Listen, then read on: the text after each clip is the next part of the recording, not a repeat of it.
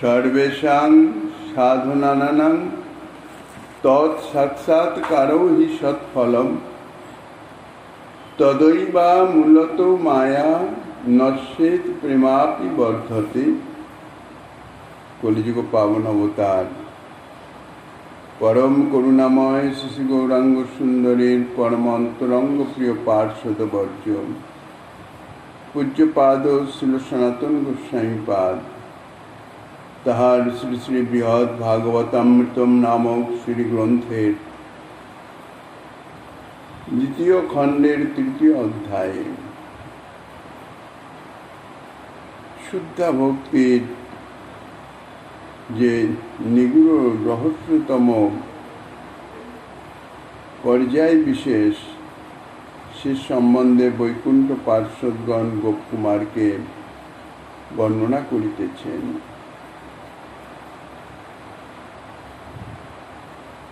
शुद्ध भक्तिर माध्यमे भगवत दर्शनेर कथा आलोचित हইতেছে। दर्शन दु रकमेर आछे, एक साक्षात दर्शन और एक ध्यानेर माध्यमे दर्शन। ए सम्बन्धे इतिपूर्वे विशद आलोचित हয়েছে, किन्तु एखाने साक्षात दर्शने ध्यानादि दर्शन अपेक्षाओ आरो निबिड़ सुखानुभूति हয়ে থাকে। কাজেই তপলোকবাসীগণ গোপকুমারকে যে সমাধি বিষয়ক দর্শনের কথা বলেছিলেন, গোপকুমারের তাহাতে চিত্ত সন্তুষ্ট হয় নাই। গোপকুমারের বাসনা ছিল সাক্ষাৎ দর্শনের। সেই জন্যেই ধ্যানের দর্শন থেকে সাক্ষাৎ दर्शन अर्थात सांद्र चक्षु द्वारा साक्षात दर्शन ताहाते विशेष सुखानुभूति है, आनंद अनुभूति है। এই नेत्र जुगल द्वारा दर्शन इहा श्रवणादि जे नवविधा भक्ति से भक्तिर साध्य तत्व साध्य वस्तु। नवविधा भक्ति अंग जाजन करते करते जखन भक्ति शुद्ध हबे तारपर निष्ठा रुचि आसक्ति स्तर अतिक्रम करे रति स्तर अतिक्रम करे प्रेम प्राप्त हबे, तखन এই साक्षात दर्शन स्फूर्तिते दर्शन नानाविध भावे तखन दर्शन लाभ हয়ে থাকে। वैकुंठ पार्षदगण बोलছেন এই শ্লোকে যে যেহেতু তাহার সাক্ষাৎকারই সমস্ত সাধনের উৎকৃষ্ট ফল, ভগবত সাক্ষাৎকার, তাহার সাক্ষাৎকারেই আমূল মায়া নষ্ট হয়ে যায় আর সেই সঙ্গে সঙ্গে প্রেমও বর্ধিত হতে থাকে। प्रेम स्तरे उन्नीत हওয়ার পরেই साक्षात दर्शन लाभ है, अर्थात माया तखन सम्यक रूपे नष्ट, अर्थात माया मुक्त, माया ताके छेड़े गेছে। श्री भगवान बोलेছেন मामे बुझे प्रपद्यन्ते मायामेतां तरन्तीते। सर्वतोभावे जिनि आमार शरणापन्न हन, आमार शरणागत, आमार आश्रयी हन, माया ताके निजेई छेड़े जाए, माया के छाड़ाते हय ना। जीव जतई चेष्टा करुक ना केन मायार प्रभाव थेके निजेके किछुतेई मुक्त करते सक्षम हबे ना। केनना जीवेर हच्छे अनुस्वातंत्र अनुचितकण अंश और माया भगवानेर बहिरंगा शक्ति। काजेई शक्तिर द्वारा निजेर चेष्टार द्वारा मायामुक्त हवा सम्भव नय। मायार उद्देश्यटा कि? माया तो भगवती शक्ति, भगवत शक्ति हয়ে माया भगवानेरই अंश जीवेर কোনো ক্ষতি সাধন করবেন, কোনো শত্রুতা সাধন করবেন, ইহা তো সর্বথা অনুচিত বিষয়। তবে যে মায়া প্রভাবিত করেন আবরণাত্মিকা, বিক্ষেপাত্মিকা ইত্যাদির মাধ্যমে জীবকে যে ভুলিয়ে রাখেন, তাহার কারণ কি? মূল কারণ আর কিছুই নয়, মায়া জীবকে তত্ত্বত সম্যক রূপে ভগবত উন্মুখ করতে চায়। এই জগৎ সংসারকে বলা হয়েছে মায়ার কারাগার। আধুনিককালে কারাগার শব্দটি ব্যবহৃত হয় না, বলা হয় সংশোধনাগার। দণ্ডপ্রাপ্ত আসামি আজকাল আর কারাগারে বদ্ধ নন, সংশোধনাগারে বদ্ধ থাকেন, অর্থাৎ তাহাকে সংশোধনের নিমিত্ত সেখানে রাখা হয়েছে বা শাস্তি প্রদান করা হয়েছে। মায়ারও তাই, এটি সংশোধনাগার। জীব সসুখ বাসনার নিমিত্ত শ্রীকৃষ্ণ ভুলে, শ্রীকৃষ্ণ সেবা ভুলে, নিজের স্বরূপ ভুলে, নিজের সুখলাভের নিমিত্ত অর্থাৎ নিজ ভোগের নিমিত্ত, দেহি ইন্দ্রিয়াদির ভোগের নিমিত্ত উন্মত্ত হয়ে চেষ্টা করে। আর এমনভাবে সুখভোগ লালসায় সে মত্ত হয়ে যায় যে কিঞ্চিত যদি তাহার ব্যাঘাত ঘটে তাহলেই তাহার মধ্যে ক্রোধাদি রিপুর আবির্ভূত হয়ে যায়। ষড়রিপু সদা সর্বদাই তাহাকে তাহার প্রবৃত্তি মার্গে প্রবৃত্ত করার চেষ্টা করে। মায়া তাহাকেই আর একটু বেশি করে দেখিয়ে যে দেখ, যথার্থ এর মধ্যে সুখ নাই, যথার্থ সুখ হচ্ছে আমার প্রভুর চরণ সেবাতে। এখন সুখ যে নাই, অন্ধকার যদি না হয় তাহলে আলোর চাহিদা থাকে না। আলো আছে, আলো আছে, আলোর মধ্যে আছে, আলোর যে গুরুত্ব কতটা সেটা তখনই অনুভব হবে যখন অন্ধকার হয়ে যায়। তখন আর আলো ছাড়া আর চলে না। ঠিক সেই রকম মায়ার সুখভোগের মধ্যে সঙ্গে সঙ্গে যে তিতাব জ্বালা, যে যন্ত্রণা জীব প্রাপ্ত হতে থাকে, প্রাপ্ত হতে হতে যদি কোনো ভাগ্যে কোনো মহৎ কৃপা সে লাভ করতে পারে, গ্রহণ করতে পারে, মহতের অহেতুকী কৃপা সদা সর্বদা বর্ষিত হয়। গুরু বৈষ্ণবের কৃপা চাইতে হয় না, সদা সর্বদা বর্ষিত হইতেছে, কিন্তু জীবের গ্রহণ সামর্থ্য নাই, জীব গ্রহণ করতে পারে না। শাস্ত্রবাণী, মহৎবাণী বা উপদেশগুলি শ্রবণ করে, যদি কোনোটা তাহার স্বার্থের উপযোগী হয়, অনুকূল হয়, তাহলে সেটি স্বচ্ছন্দে গ্রহণ করবে। কিন্তু যদি বিন্দুমাত্র প্রতিকূলতার সৃষ্টি করে তাহলে সেটি আর গ্রহণ করে না, সঙ্গে সঙ্গে দোহাই দেয় যে এ আমার দ্বারা সম্ভব নয়, সুখভোগে রত হয়েই থাকে। কেননা ভগবত বিশ্বাস নাই, সাধুগুরু বৈষ্ণবের বাণীতে বিশ্বাস নাই, শাস্ত্রে বিশ্বাস নাই। সবচেয়ে বড় কথা হচ্ছে যে নিজের চেষ্টা নাই, চেষ্টার অসাধ্য কিছু নাই। যত জীব নিচয় আছে তাকে মোটামুটি 84 লক্ষ যোনিতে বিভক্ত করেছেন শাস্ত্রের বর্ণনে। সমস্ত জীব নিচয়ের মধ্যে সর্বশ্রেষ্ঠ দেহ হইতেছে এই মনুষ্য দেহ। আর তত্ত্ব তো বিচার করলেন মনুষ্য দেহ ভগবৎ স্বরূপেরই অনুকূল। শ্রী ভগবান গোপবেশ বেণুকর নবকিশোর নটবর, শ্রী ভগবানের যে স্বরূপ সেই রূপই হচ্ছে তাদৃশ্য প্রতিরূপেই মনুষ্য প্রাপ্ত হন, অর্থাৎ মনুষ্য দেহ।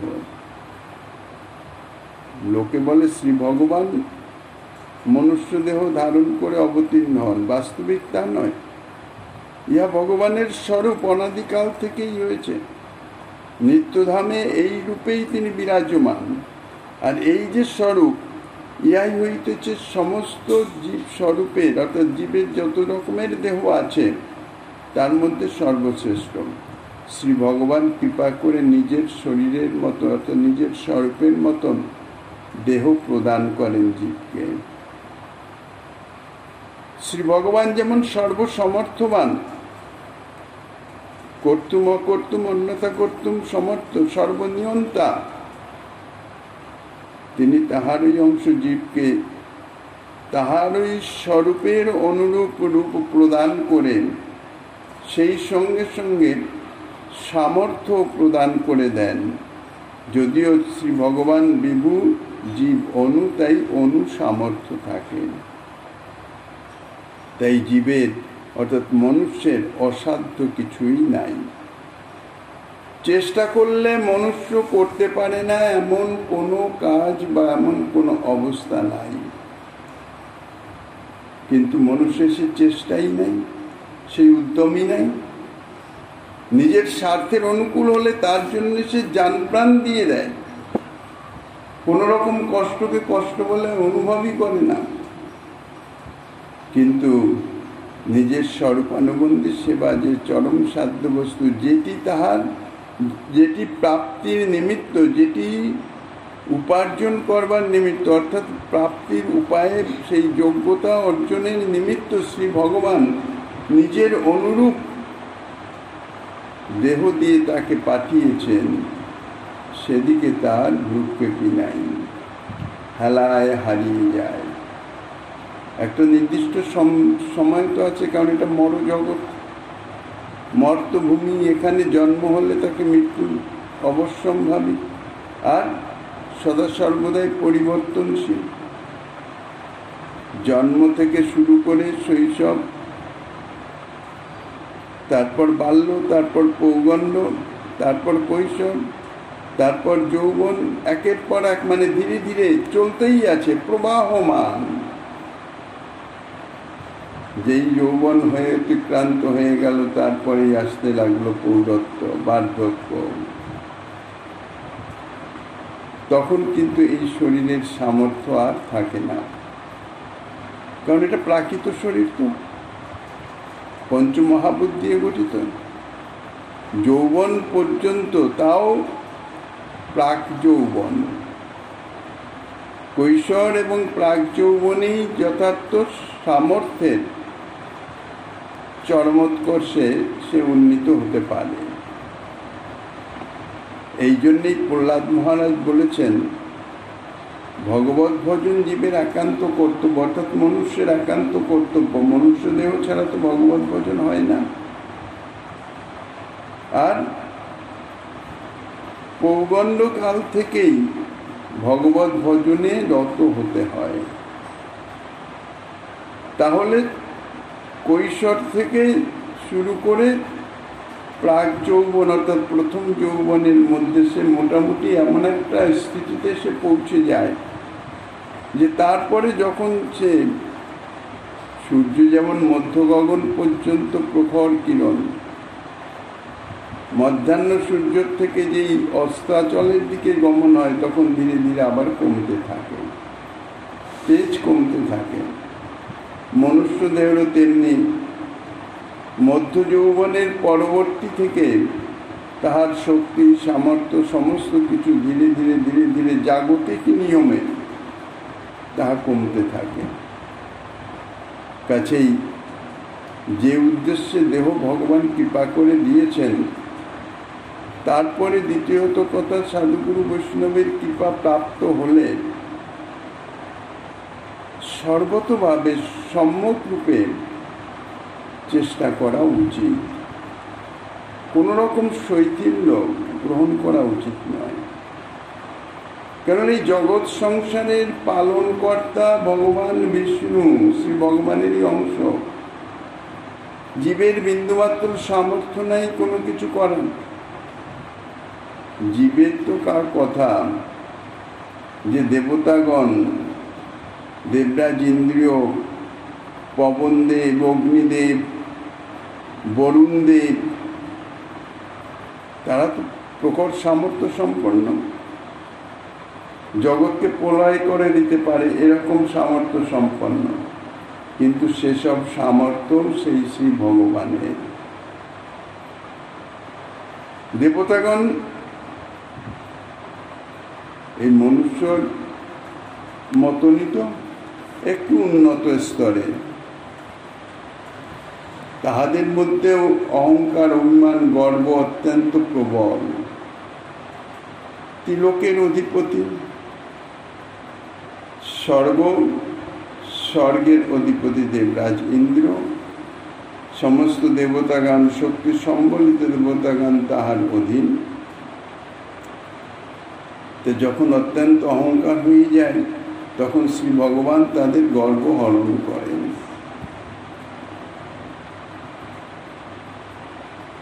একটি তৃণখণ্ডকে উড়িয়ে দেওয়ার বা ভিজিয়ে দেওয়ার বা পুড়িয়ে দেওয়ার সামর্থ্য আর তাদের থাকে না। কেননা সমস্ত শক্তি, সমস্ত কিছু চেষ্টা, উদ্যম যা কিছু সবার মূলে তো তিনি। বিদ্যুতের ব্যবহারের নানান রকম উপকরণ যতই সজ্জিত থাকুক না কেন, যদি বিদ্যুৎ না থাকে তাহলে কোনোটারই কোনো কার্যক্রিয়া নাই। তাদৃশ মনুষ্যেরও শক্তিরও তাই।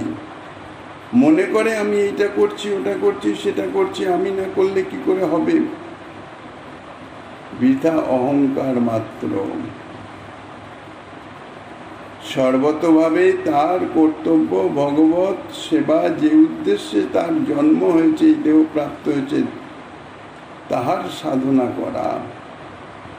আনুষাঙ্গিকভাবে জাগতিক কর্তব্য বা কর্ম যাহা সামনে আসছে তাই, কিন্তু তার জন্যে নিজের আসল যে ক্রিয়া সেটিকে নষ্ট করা, বলতে গেলে এটা চরমতম অপরাধ।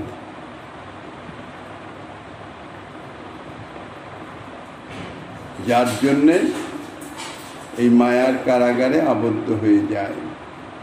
মায়া তাকে আরো বেশি করে জড়জাগতিক বিষয় বৈভব প্রদান করে, যে তুই আমার প্রভুকে ভুলে যখন এর মধ্যে মত্ত হতে চাচ্ছিস, তা ও আরো বেশি করে মত্ত হয়, আরো বেশি তিতাব জ্বালার মধ্যে তাকে জর্জরিত করে দেয়। কিন্তু এমনই মায়ামুগ্ধ জীব, শূকর যেমন ড্রেনে পড়ে গড়াগড়ি দিয়ে পরম সুখ অনুভব করে, সেই রকমই তিতাব জ্বালায় নিরন্তর জর্জরিত হয়েও সে মনে করে খুব ভালো আছি, খুব সুখে আছি, আমার চিন্তা কি। কিন্তু কাল যে কেসে ধরে আছে, যে কোনো মুহূর্তেই টান দেবে, তার সমস্ত বিষয় বৈভব সব কিছু যে এক মুহূর্তে ছেড়ে চলে যেতে হবে, কোনো কিছুর প্রতি তার বিন্দুমাত্র অধিকার থাকবে না। কে নিচ্ছে, কে নষ্ট করছে, কে কি করছে, কিচ্ছু করার ক্ষমতা নাই, সেদিকে দৃষ্টিই নাই। তো এই হচ্ছে জীবের অবস্থা। তাই মায়ামুক্ত হওয়ার জন্যে জীবের একমাত্র উপায় হইতেছে ভক্তি সাধন। আর সেই ভক্তির বহুবিধা অঙ্গ, 64 রকমের অঙ্গ, তার মধ্যে আবার শ্রেষ্ঠ বলেছেন নববিধা। তার মধ্যেও আবার শ্রীমন মহাপু 5টি অঙ্গকে আরো মুখ্যতম বলে বর্ণনা করে গেছেন। এই সমস্ত সাধনা, সমস্ত চেষ্টার মূল উদ্দেশ্য হচ্ছে ভগবত সাক্ষাৎকার। আর এই ভগবত সাক্ষাৎকারে মায়া একেবারে নষ্ট হয়ে যায়, অর্থাৎ মায়া তাকে ছেড়ে দেয়। মামেব যে প্রপদ্যন্তে মায়ামেতাং তরন্তিতে, অর্থাৎ মায়া থেকে সে মুক্ত হয়, মানে মায়া তাকে ছেড়ে দেয়, সম্পূর্ণরূপে ছেড়ে দেয়, প্রভুর চরণে যে সমর্পিত হয়ে গেছে।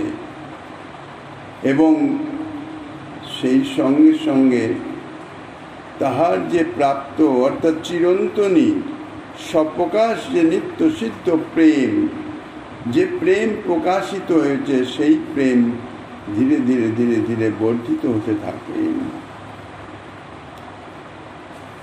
তা ভগবত সাক্ষাৎকার ইয়াই হচ্ছে সমস্ত সাধনের উৎকৃষ্টতম ফল। কেননা যতক্ষণ মায়ার আভাসও থাকে,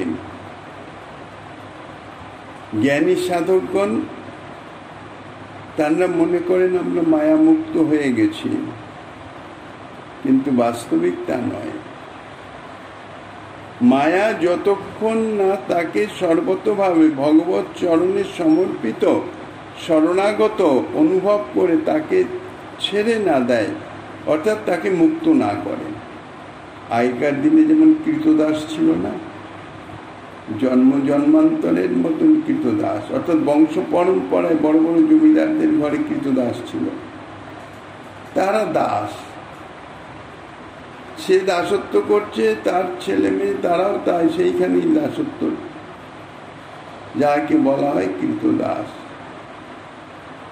কিন্তু যদি কোনো মহানুভব তাহাকে দাসত্ব থেকে মুক্ত করতেন, তখন সে তার নিজের স্বাতন্ত্র্য পেত এবং ইচ্ছা মতো সে চলতে পারত বা তার ইচ্ছা মতো কার্য করতে পারত। অর্থাৎ দাসত্ব থেকে সর্বতভাবে মুক্ত করা। যতক্ষণ মুক্ত না করছেন ততক্ষণ তার দাসত্ব আছে। সে চুরি করে করুক, লুকিয়ে করুক, মনিবকে লুকিয়ে কিছু কাজ করছে নিজের মতন, সেটা তার গলিত অপরাধ, কেননা সে দাসত্ব থেকে মুক্ত নয়। দাসের কাজ সর্বতভাবে প্রভুর সেবা। তা মায়া যখন দেখে যে আমার প্রভুর একান্ত শরণাগত হয়ে গেছেন,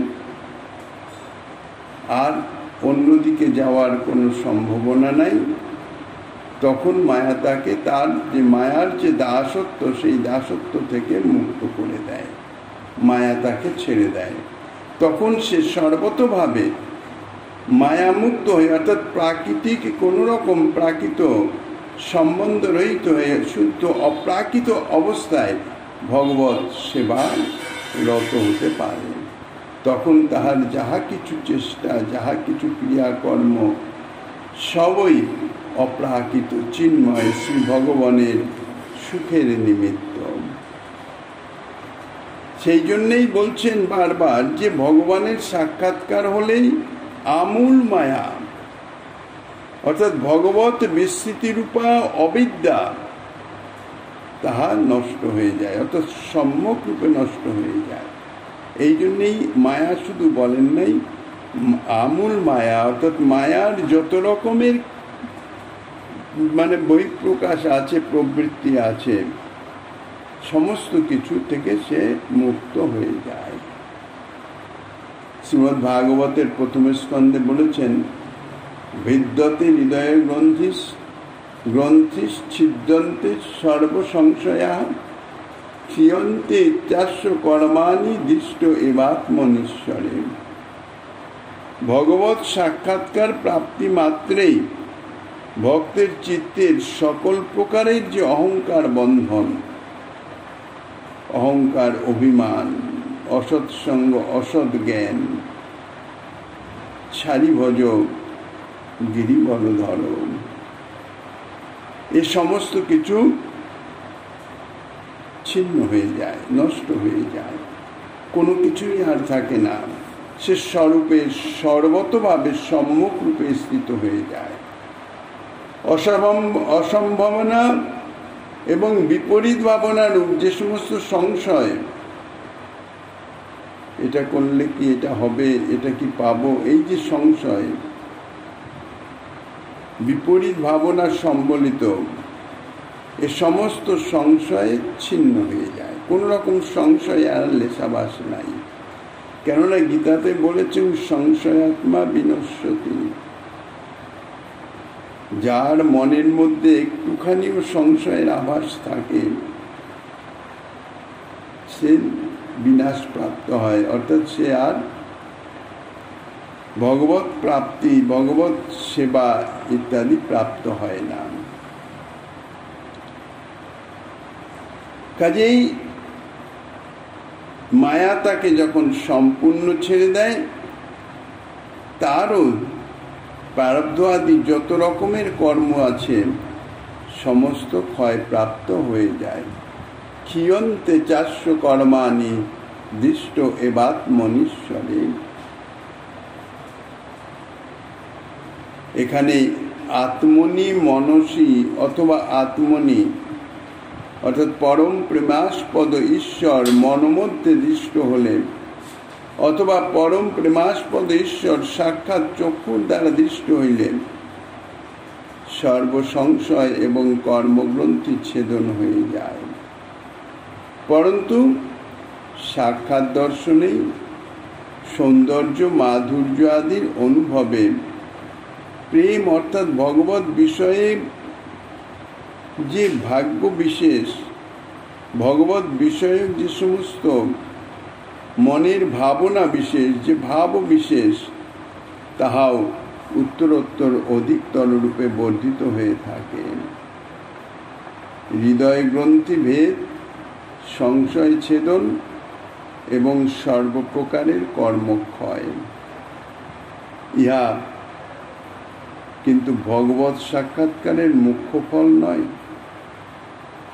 ভগবত সাক্ষাৎকার হলে তার হৃদয় গ্রন্থি, হৃদয়ের যে অবিদ্যা বন্ধন ইত্যাদি সম্পূর্ণ নষ্ট হয়ে যায়, সমস্ত সংশয় দূরীভূত হয়ে যায়, সর্বরকমের প্রারব্ধ কর্মক্ষয়, সঞ্চিত কর্ম তা তো পূর্বেই ক্ষয়প্রাপ্ত হয়ে যায়।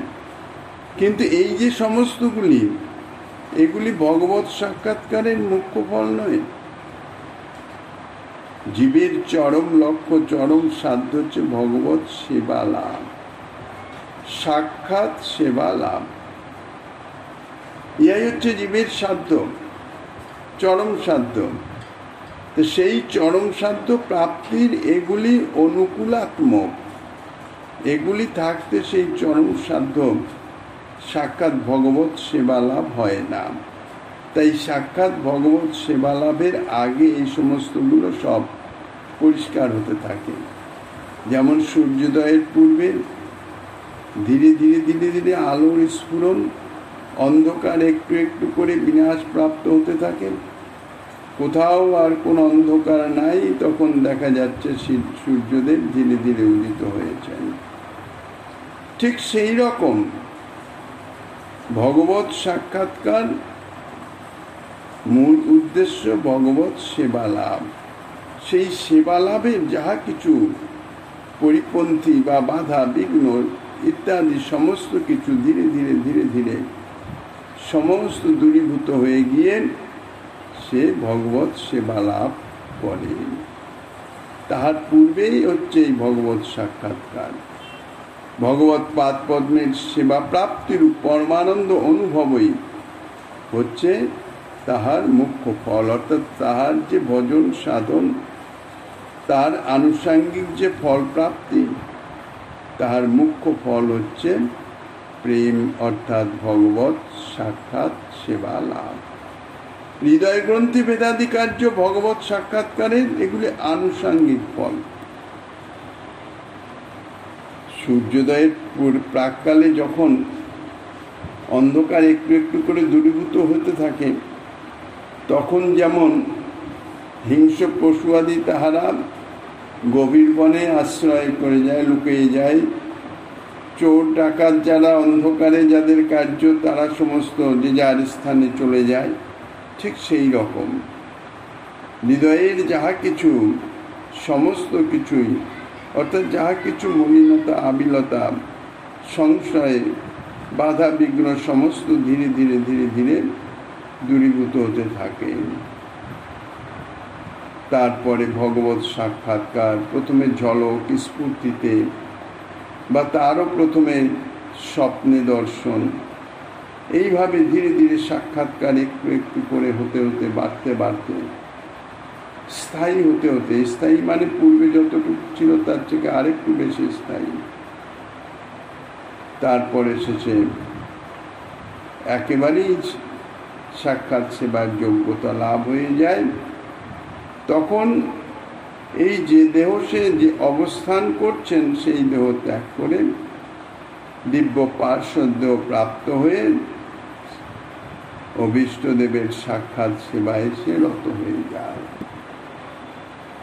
কায়াদবাদে বিধি পশ্যতয়পি প্রভুং সাক্ষাৎ সদাক্ষ্মা কিল তদ্দৃক্ষা তত্র প্রমাণং হি তথা লোকানাদনন্তরং ভাব বিশেষ লাভম।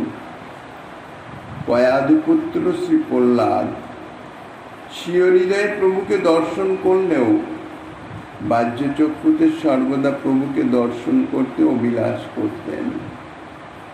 তাহার প্রমাণেই যে তিনি সমুদ্র তীরে প্রভুকে সাক্ষাৎ দর্শন করবার পর ভাববিশেষ লাভ করেছিলেন।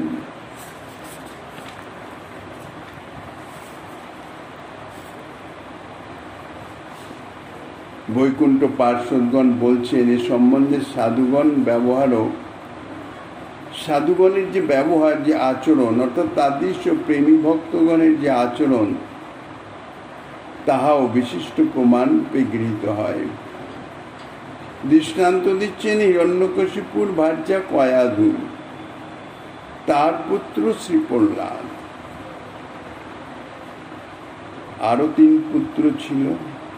প্রহ্লাদ সর্বকনিষ্ঠ এবং ইনি প্রভুর একান্ত ভক্ত। প্রহ্লাদ মহারাজকে বলা হয়েছে শরণাঙ্গ ভক্তির আচার্য। এই শ্রী প্রহ্লাদ এবং অন্যান্য ভক্তগণ তাঁরা নিজ নিজ হৃদয়ে প্রভুকে দর্শন করেছেন। প্রহ্লাদ শরণাঙ্গ ভক্তির আচার্য, অর্থাৎ স্মরণে নিজের হৃদয়ে তিনি তো প্রভুকে দর্শন করতেনই, শুধু তাই নয়, সর্বত্রময় তিনি প্রভুর দর্শন পেতেন। তাই চক্ষুর ইন্দ্রিয়র দ্বারা প্রভুকে সর্বদা দর্শন করতে অভিলাষ করতেন। ইহাই সাক্ষাৎ দর্শনের পরমোপদায়ত্বের প্রমাণ। আর সাক্ষাৎ দর্শনের পর ভাব বিশেষ বা প্রেম লাভের সম্বন্ধে প্রমাণেই যে শ্রী প্রহ্লাদ মহারাজ সমুদ্র তীরে, অর্থাৎ সমুদ্রে যখন উচ্চ পর্বত থেকে সমুদ্রে ফেলে দেন, প্রভু তাকে অঙ্কে ধারণ করে রক্ষা করলেন, তখন প্রভুর সাক্ষাৎ দর্শন লাভ এবং এই সাক্ষাৎ দর্শন লাভে ভাব বিশেষ প্রাপ্ত হয়েছিলেন। এই ঘটনার বর্ণনা শ্রী হরিভক্তি সুহৃদয়ে বিশেষভাবে বর্ণনা করেছেন। কৃষ্ণস্য সাক্ষাদপি জায়তে যৎ কেশাঞ্চিদক্ষিদ্বয় মিলন আদি ধ্যানং নতত্ব কিন্তু মুদাং ভবেন ভরেন কম্পাদিবৎ প্রেম বিকার এস। শ্রীকৃষ্ণের সাক্ষাৎ দর্শন লাভ করলেও যদি কাহারও অক্ষিদ্বয় মুদ্রিত হয়ে থাকে, অর্থাৎ চক্ষুদ্বয় যদি মুদ্রিত হয়ে যায়, তবে সেই অক্ষিমুদ্রণকে ধ্যান বলা যেতে পারে না।